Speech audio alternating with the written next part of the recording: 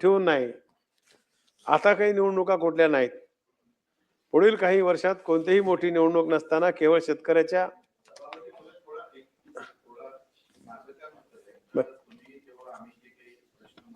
हो केल्या त्याचे उत्तर आले पाहिजे तुमच्यावर. बोलतो नाही ना ते येणार नाही असं दिसून आलं चित्र, नाही म्हणून मी नाही बोलतो. बोलतो ना भाऊ.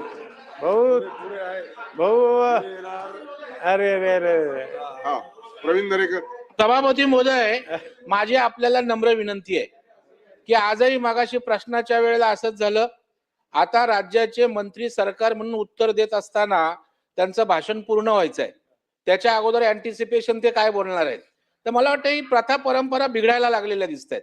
बरंच सभागृह. तर मला वाटतं तुम्हाला माझी विनंती आहे की हे वारंवार होतंय, तर याच्या पुढे होणार नाही याची आपण दक्षता घ्या. सभागृहामध्ये एकदम 27 नवे सदस्य आहेत.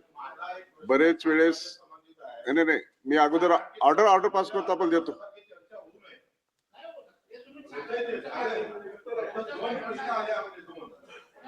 आता 2 प्रश्न आले फक्त.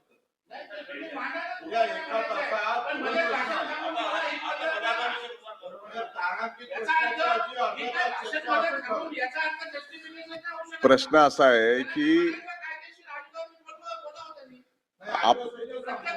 आपण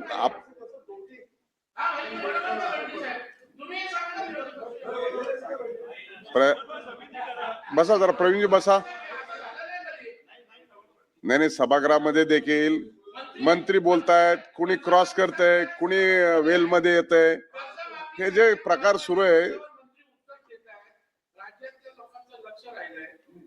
आमच्या शेतकऱ्यांसाठी आंदोलन करतात, नेतृत्व करतात की तुम्हाला फक्त दाखवायचं आहे.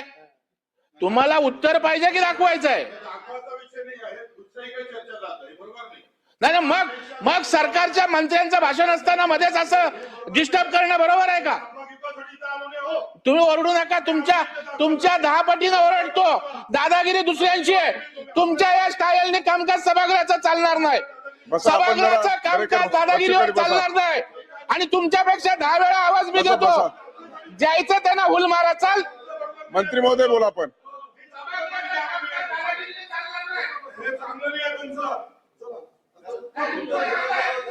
मंत्री महोदय उत्तर द्या. सभापती महोदय,